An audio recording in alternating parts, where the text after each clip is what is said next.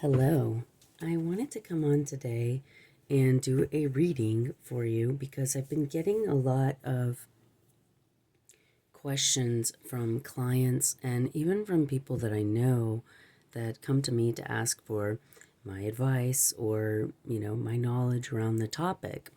And so recently, I've been having a lot of questions about relationships. People have brought up attachment styles. They've talked about questions around childhood wounds getting triggered in their relationship space, and having maybe some challenges in seeing past the illusion.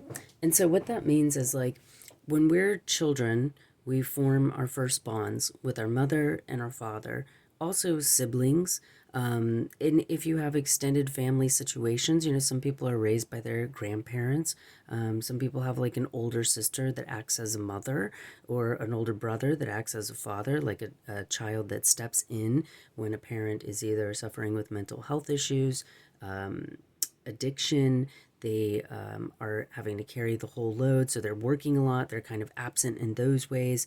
There's a number of different situations, obviously, that arise with this. And so that's where we get our bonding style from. People will say it's an attachment style, but I try not to tether myself into psychological lingo because I want to stay in the understanding of not identifying as one set thing, and instead looking at your own unique pattern around what is happening for you and you finding your own personal truth versus clumping yourself into these categories.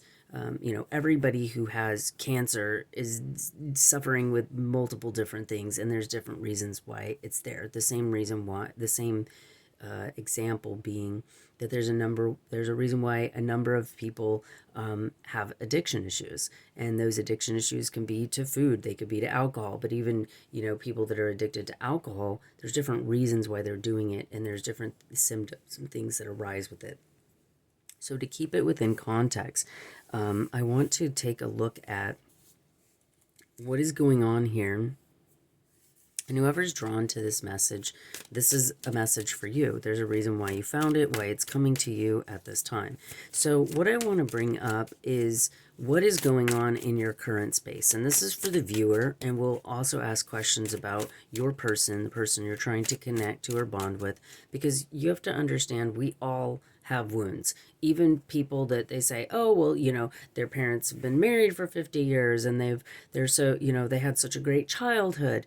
That is everything that we develop in terms of our perception is based upon our perception. So you, as somebody who maybe didn't have a father present, or a parent present, you may see somebody whose dad is in the home as like, oh, well, they had this wonderful life, and maybe they were never abused, but there's always dynamics playing out in relationships and in families, and things also change. So the person that you may be seeing, your spouse or your partner's father or mother, or their relationship now, may not be the relationship they had in their childhood, you know. And when I work with people, sometimes in utero things come up that happened when the child was in their mother's womb. So, if the mother was afraid, if she wasn't sure she wanted to be with him, if they were moving, if they didn't have money, if she, if her family didn't want her to have the baby, these are also things that get imprinted in the child as a rejection, as abandonment, as not being good enough, and then those things act themselves out in the relationship. And oftentimes the client that I'm treating for in utero imbalances doesn't even know because their whole life has been that way. And so they don't really know any different. They don't really know any different. So the first card that's coming out is Focus on the Light. And the energy here is so many times in relationship spaces, I see people, they go into, this person's not reciprocating. This person's not like doing what I want them to. This person said they're going to do this and that, and they're not. Now, the reason why the focusing on the light is coming in is because, one, see how she's holding it in her hand? It's this idea of like, sometimes when we're in relationships, and some of this can come from childhood wounding, some of it I think is just natural, that we all have our own built-in defense mechanisms. And so what ends up happening in these defense mechanisms as we don't really see what we're doing. We don't really see how, we may distract ourselves when something hurts. We may not see how we shut down. We may not see how we deflect, or how we're using passive aggressiveness, or how, we retreat, or we become anxious and try to control things. We all have this. There's not one person on the planet. Our neurological systems are set up. We have a fight or flight response, and then we have these different defense mechanisms. So we all do it, but we don't see that we're doing it. Because if I was angry at work and I came home and I took it out on my cat, then I would see that I'm doing that, and then I would stop doing it, right? And I just use that example because it's like that. We do it, or we'll take it out on something and we don't even realize that we just did that. And so part of what happens in relationships is we sometimes have the tendency to focus on the other person because we can see them. Our defense mechanisms aren't up about them and what they're doing. And there's an awareness through through what we're capable of witnessing and observing through them, because we can see that, okay? And vice versa, they can see that in us, but we don't really see it within ourselves. So focusing on the light is giving some direction and guidance around, one, for focusing on yourself by seeing that person or that individual as potentially being a reflection, meaning that, and it can work either way, okay? So don't think, like some people say, well, whatever you don't like in them is what you don't like in you. That's not always true because, we may not like people that litter, and we don't litter. So it's not, or that people that abuse animals, it's normal not to like that, I think, right? But it doesn't mean that you abuse animals. So this idea sometimes that people just pick up like little tidbits and then they take it into their consciousness, that's how it is not always how it is. You have to use some trial and error. You have to really think about things a little bit, sit with it and kind of sit with it and think about it before you just take it on as like, that's truth. So when I say reflection, when you actually look into a mirror, you're looking at the opposite of you, right? So if you look into a mirror, your right eye is like, you're seeing a reflection, okay? So it's not a true image or a true picture of yourself, but we can see what we're seeing in that person. We can look at our judgments. We can look at, why are we criticizing them? We can look at where we need to improve in being compassionate and being merciful. So sometimes when somebody's struggling with something, are you impatient? Maybe you're like, well, he needs to hurry up and make some changes. Like, I'm sick of waiting around for him. And it's like, is that how you treat yourself? Are you impatient with the changes that you need to make? Do you need to maybe slow down a little bit in your life and give people time? And then also sometimes I tell people, like, if you've been doing something repetitively, like you have a bad habit, it's not going to change overnight. Some people, they're capable of doing that. If you have a very strong willpower, you may say, I make up my mind and it's done. I don't keep going back. I don't keep having this struggle that some people do. Well, that may be true for you, but for others, that may not be true. And so we also, focusing on the light is a reminder that we may also have to keep encouraging our partner, or encouraging the relationship, encouraging the situation. Meaning that if we see little improvements, we need to really focus on that. Sometimes we focus too much on all the things that we don't like and what's not happening in the ways that we'd like to see improvement. And so then we focus on that. We focus on the dark part instead of focusing on the light aspects. And when we focus on the light, even this works even with children, positive reinforcement. If you're constantly telling them that they're not doing something right, what kind of child are you going to raise? Versus if a child does this thing and you're like, oh my gosh, you did so great. That was wonderful. Thank you for doing that. And showing gratitude and showing appreciation and really kind of amping up. And it's not to do it in a fake way. So some people say, like, oh yeah, I could be like, oh my God, you're so wonderful, you're so great because you took the trash out, right? But it's not faking it. It's really actually, when we focus on the light, we're actually focusing on having that gratitude, on feeling like, thank you so much for doing that. And it seems simple, but sometimes doing simple exercises like, I'm thankful for the chair that I'm sitting on. I'm thankful for my body. I'm thankful for a voice that I can speak. I'm thankful for a mind that can process thoughts, because some people don't have that luxury. Some people have had strokes. Some people don't have healthy bodies. Some people, can't get up and sit on a chair. They have to stay in bed. Like, I mean, these are real realities. So the idea is we want to focus on the light aspects, not just in our relationship, but looking into and sometimes seeing, why is this affecting me? If your partner has a bad habit, why does it bother you so much?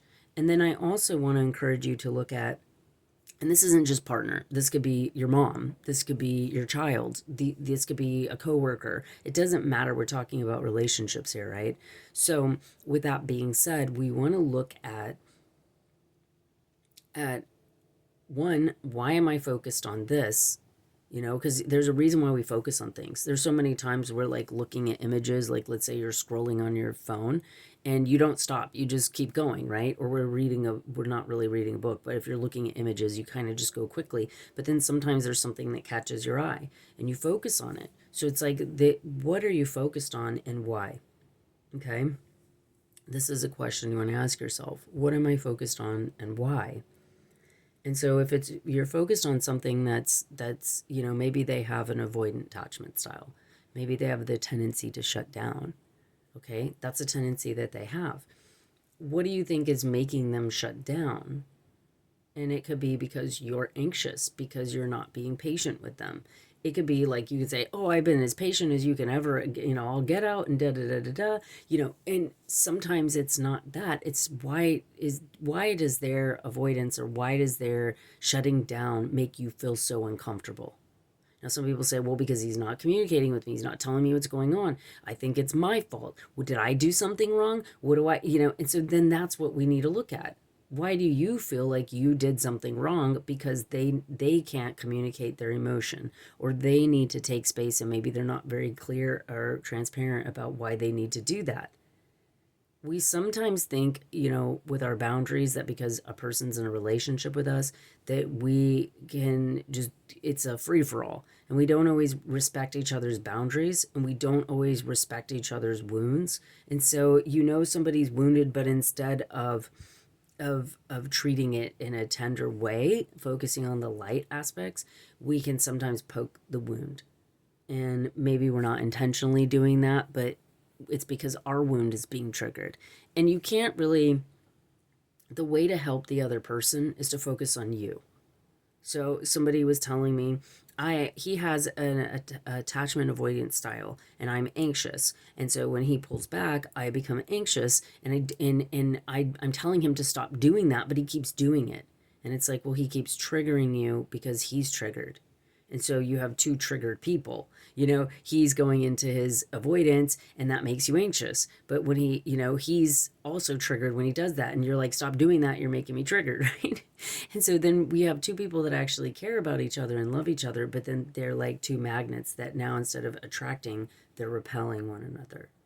And when we can start to see this dynamic playing out, instead of getting triggered and running away or ending the relationship or fighting, fight or flight, remember, we're able to go, wait until, focus on how to deactivate myself. Focus on healing, becoming more secure within myself. Focus on letting go and working through the things that are getting triggered. Because I can assure you, even if you run away or you fight for the relationship or whatever choice that you end up making in this, it's going to present itself again because the wound is not healed.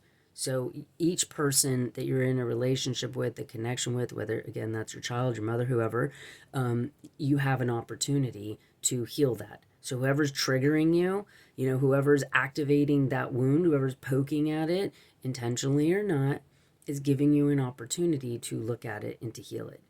So then I encourage you to not focus on the other individual, focus on what their behavior is doing to you. When we focus on what the behavior is doing to you, to us, then we're able to start shifting through those things and going and realizing like it doesn't even have anything to do with that person. And then also, I would also say with focusing on the light is, how would we want to be treated in that situation? Because sometimes people get angry, they get bitter, they become very controlling, and sometimes even manipulative in what they want or what they think is best for the other person, or what they how they want to feel safe, or what they feel they need to do to feel safe. And then in that, you abandon your own light, meaning that if somebody's mean to you, then you're like, well, fine, I'm going to match their energy and I'm going to be a bitch back, right? And it's like, but is that you? I always, I don't want to say I pride myself, but one of the things that I can feel good about is how much work that I've put into retaining myself, retaining who I am. So when there's times that like people get, people can do mean and malicious things. People can do very hurtful things to you. And then you get to decide, do I want to be forgiving? Do I want to be the type of person that acts like that? Because there's turning points. And sometimes when things happen to somebody, they get to decide, do I want to be like the person that hurt me, or do I want to continue to be like myself? And so that's where you get to decide to retain you. I always tell my daughter, you may not be able to decide a lot of things in your life. You didn't really get to decide what you look like, your hair color, things like that, right? You don't get to decide, a lot of things in our lives we don't get to decide. It's really out of our control. What country you grow up in, whether you're male or female. I mean, I guess some of those things are changing, but the idea is that you do get to choose who you are. You get to choose who you are. Are you a good person? Are you a kind person? Are you an angry person? Are you bitter? Do you hold on to things? Are you vindictive? Like, are you constantly anxious, or do you create drama? Are you a peaceful person? Do you let things go? Are you forgiving? Do you hold on to stuff? Those are the things that are the most powerful decisions that we make, even more powerful than the school that we go to, or the clothes we decide to wear, and things like that. So that's a very powerful channeled message coming in for you guys.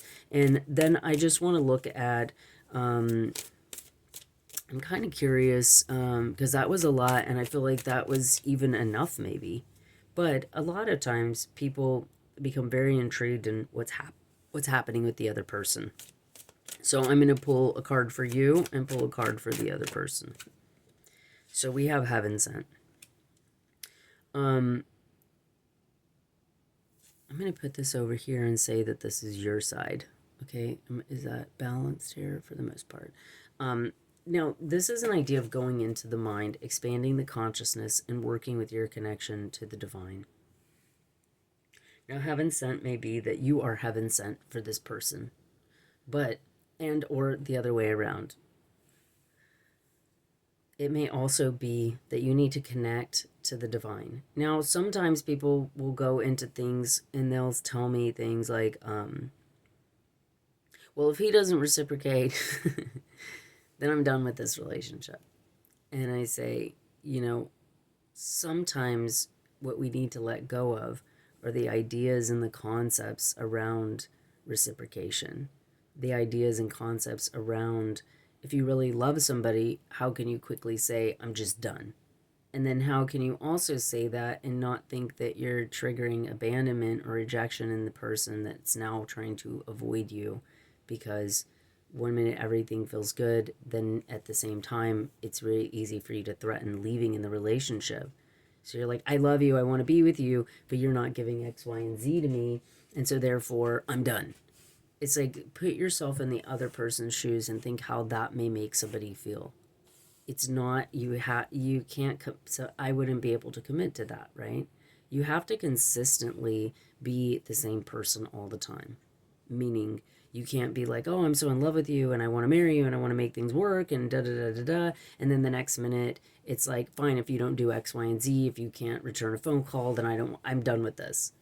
And I understand where people get tired, and I understand having to set lines, but then you also have to look at, why are my boundaries unhealthy? Why am I so quick to go from like here to way over there so quickly? And do I really care about this person? Because you can do that, but it's going to hurt. It's going to hurt both of you a lot.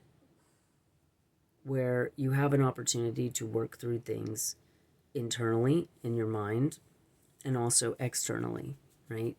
By just simply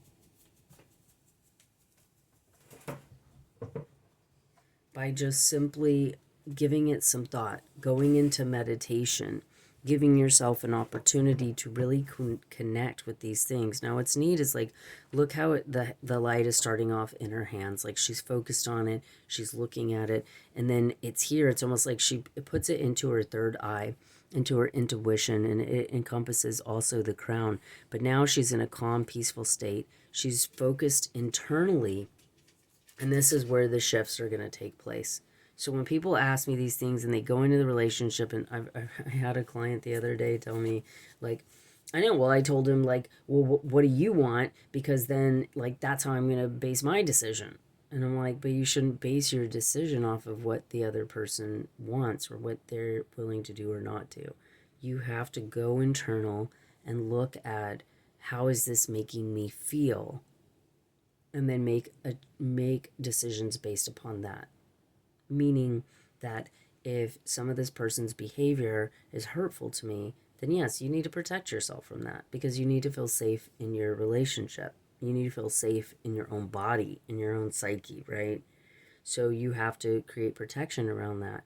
But if it's so extreme that you're like, I love this person, but I want to run away, you have to go, I'm in a fight or flight response around this topic, around this individual, around this situation. I need to deactivate out of that. I need to find my safety in this, and then I can make the decisions around it. But it's a simultaneous thing, because one, you have to just realize that you're activated, and then you're capable of making the decisions. You can't go like, well, what do you want to do? It's like you have to trust yourself. Like, this is making me feel unsafe. I need to kind of pull back a little bit. And you don't always have to tell the other person that you're pulling back. You can just give yourself some grace, give yourself some time. Tell them, I'm not really feeling going out tonight or hanging out. Excuse me. Because I need to get some things done or whatever. And then you just focus on doing that work. We don't want to feed into it. You can be triggered for an extended period of time. You could be triggered for weeks. And you don't want to feed into it. You want to deactivate it. Now, there are different meditations, yogas, body work, sound healing. There's lots of different things to kind of get us out of a fight or flight response. But we have to even recognize that we're in one in order to start doing the work around it. Okay, so now I'm going to pull a card for your person that's in question here. And here we have visions of life beyond death. So what's interesting here is that you have 33 for yourself and 44 for them. Now, with you, it's like you're alone sitting with yourself in this white light. They are having multiple power animals come through. And there's also this kind of oceanic, earth-balanced energy. You see a grandmother here. And so what's coming through for your person is they're dealing with like layers and layers of ancestral wounds and things. This could also relate to somebody that they love passing away. Sometimes people lose a family member, a mother, a caregiver, in their life, and they develop trust issues, not always with the person, but with life itself, because life is the one that took my person away from me. And depending on how that happens, if it's a cancer or some sort of slow death where they're taking care of the person or they're seeing deterioration, versus a fast and sudden thing like a heart attack or a car accident or something like that, then it depends on that process. If it's fast and quick, then they may feel like 1 minute things are good, the next minute my world is in shambles and the person is gone. And so you want to look at those things within your person or within this situation. Now, I do see this also coming up in family as being let's say if you're asking about your mom or your sister or a family member and not a partner, this can also be inherited family patterns that are trying to be healed and worked through at this time. And sometimes the idea of being heaven sent is that you have the spiritual connection, or you are one of the people that are here in the ancestral line to help break the pattern. So there's almost like and I kind of forgot to mention this before, there's like a certain amount of karma between you and an individual. Karma can mean that you've shared past lives together. Karma can mean that your patterns match each other so well, they're like Lego blocks, or like, you know what I mean? Like even our body works on a lock and key mechanism. So why wouldn't our energetics and our bioelectromagnetic energy work on a lock and key mechanism? So what that means is that your patterns match each other so well that, it's like the magnets, but they're like special key lock and key magnets. And so the karma is that you found somebody that you can work these things out with, and they found that in you. And so sometimes we think karma is this deep-seated, I've known this person forever. Sometimes the familiarity in that feeling is, it does. It's like the key and lock match each other perfectly because your factors match each other perfectly.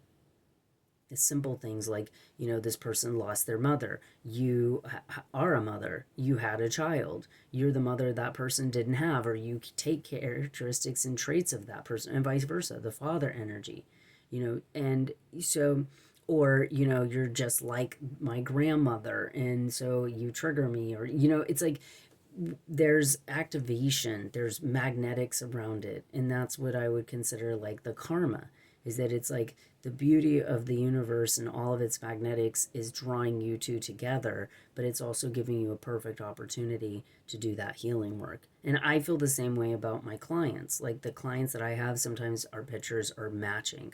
Like it's like, oh my God, like things that are just like, we'll share stories, and it's just like, oh my, that's exactly, I'll just say, wow, there's a huge compatibility factor here.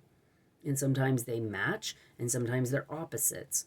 When I used to teach at Florida College of Natural Health, sometimes have 30 plus students in a classroom, and I always loved watching them pair up with each other and then seeing what would come up in the healing. Because if you had a daughter with mother wounds, she would inevitably, an older woman in her would get together. And the older woman, maybe she never had a daughter. And so she treats her in a way that, her mom never treated her, because there's a desire there to have a child that maybe the mother didn't have. You see these dynamics that start to really play out, and they're like, wow. And it's so precise in some ways and so specific in some ways that then you're like, this can't be coincidental. This is pure synchronicity.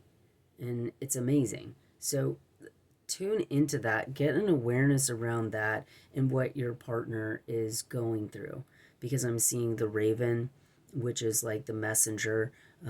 They're sometimes like messengers from people who have crossed over. We have the peacock that's all about beauty. We have the owl about wisdom. So there's a lot that's being processed with this other individual.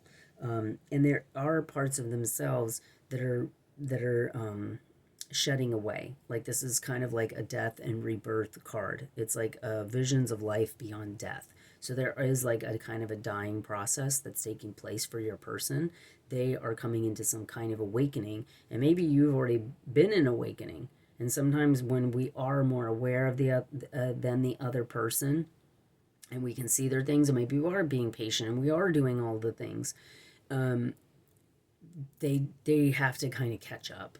They kind of have to go through their own process, and then we can hold a space for them, because when you remember what it was like during your awakening, it's painful, it's can be depressive, it's challenging. And so we have to kind of, when we love somebody, even if we can't be with them, even if they're, we still want to have mercy and be present in a way that is witnessing without so much judgment and criticism. And I always say that um, like it's not really our place to judge. Like God will sort it all out, and we just have to focus on treating ourselves well and keeping ourselves in a healthy space. Now, I don't typically do this, but I'm going to read the affirmation for this card because I feel like, one, it can help you. There may be some reflective residual things underneath the surface that is why you're witnessing this with this individual, but it can also be a video that you share with your person, and then they can read this or use this affirmation as part of their healing.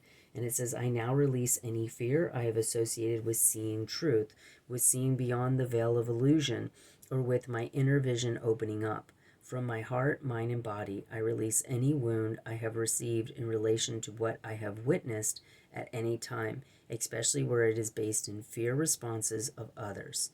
I ask that my vision be restored to its fullness through compassion and unconditional love. So be it.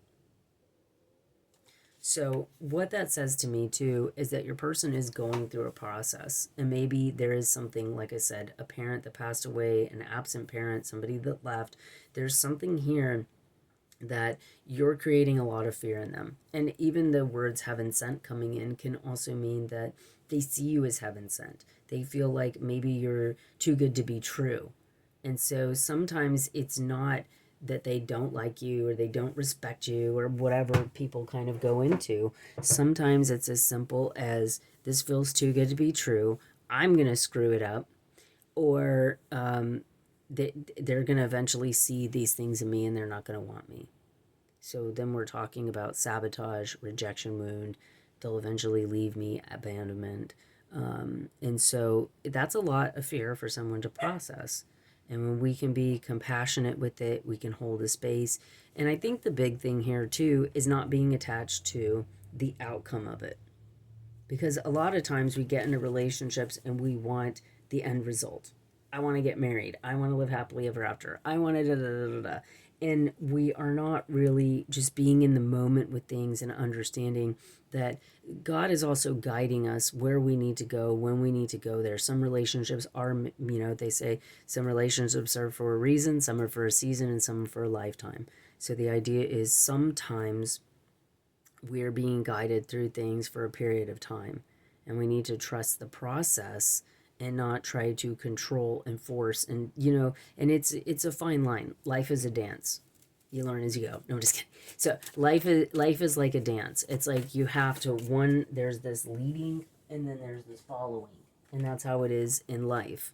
So I'm just going to ask for some supporting cards, meaning I'm going to ask for, we've kind of got all the guidance here. We're seeing the overall picture between you and your person. So now what I want to ask for is, I want to ask for any sort of things that might stick out. Some things for you as the watcher that can either be signs, they can be little messages that you need to hear. And sometimes things can present itself in a certain order where we get additional messages. And then we'll pull a card for like outcome.